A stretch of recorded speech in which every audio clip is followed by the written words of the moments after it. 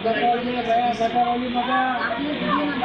એ જણાવવા માંગીએ છીએ કે રાધનપુરની અંદર અત્યારે તાજેતરનો જ બનાવ બન્યો છે કે રાજગઢી આગળ હમણાં જ એક બાળક ગટરમાં પડી ગયું, જે સીસીટીવી કેમેરામાં આપ જોઈ શકો છો કે રાધનપુરની અંદર જે મોટા મોટા પોકળ વાયદાઓ કાગળમાં જ કરવામાં આવ્યા છે કે પ્રી મોન્સૂનની કામગીરીને લઈને આટલા કરોડ ફાળવ્યા, આટલા કરોડ તળાવના રિનોવેશન માટે ફાળવ્યા, હજુ સુધી કોઈ જાતનું કશું એક પાંદડું ખસ્યું નથી. એમનું એમ ગંદકી અને ગંદવાડો રાધનપુરમાં ખદબદે જોવા મળે છે.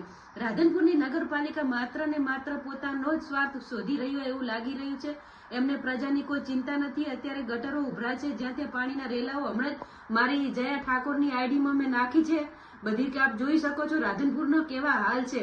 અને રાધનપુરની જનતા સૌ જાણે છે હમણાં જ નગરપાલિકાની અંદર કેટલા ભ્રષ્ટાચાર થયા અને શું થયા. અમે એક વિપક્ષ તરીકે નાનો અવાજ ઉઠાવીએ છીએ, પણ છતાં તંત્ર હજુ ઊંઘમાં છે. એટલે અમે એવી રીતના ઊંઘમાં રહેશો તો અમે જગાડીશું તમને.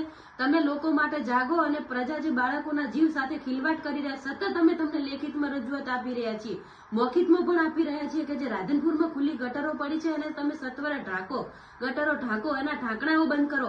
છતાં આપ કઈ મગજમાં લેતા નથી અને આપ ઊંઘમાં છો અને આંખ આડે કાન કરી રહ્યા છો. તો કરવા શું માંગો છો? શું પ્રજાનો જીવ જોખમમાં મૂકવા માંગો છો? આવી રીતના ક્યાં સુધી ચલાવવાનું છે? પ્રજા પણ જવાબ માંગે છે. અત્યારે સવારનો જ બનાવ બન્યો છે, વળી પાછો શું કોઈનો જીવ જશે એની રાહ જુઓ છો?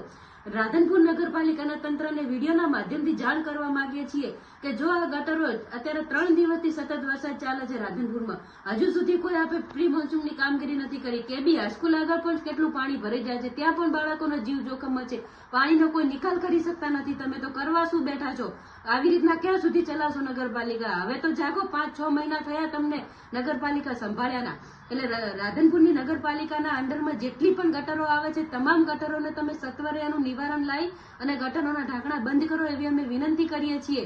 અને અમારી વિનંતીને નહીં સ્વીકારો, અગાઉ પણ અમે રજૂઆત લેખિતમાં આપી છે અને હવે પણ જો કોઈ પણ જાતની ઘટિત ઘટના બનશે તો એના તમામ જવાબદાર તમે રહેશો. અને અત્યારે આના મીડિયાના માધ્યમથી એ પણ આપને એક જાણ કરીએ છીએ કે હવે જો આ ગટરોના ઢાંકણા બંધ નહીં કરવામાં આવે તો આવનારા દિવસોમાં અમારી પાર્ટી દ્વારા અમે ઉગ્ર આંદોલન પણ કરીશું.